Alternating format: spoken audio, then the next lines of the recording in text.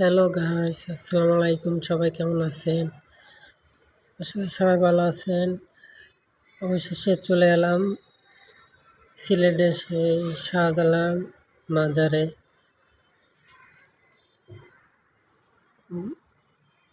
আমি প্রথম আসলাম, খুবই সুন্দর অনুভব করতেছি, ভালোই লাগতেছে। ঘুরে ঘুরে সব কিছু দেখলাম। আপনারা কে কে আসছেন কমেন্ট করে জানাবেন। আমার এই প্রথম সিলেট ভ্রমণ চলতেছে। সবচেয়ে ভালো লাগছে কবুতরগুলা, এই সেই ভাইরাল মাছ, গজাল মাছ। এটা নিয়েই সবাই যেত দেখার অনুগ্রহ।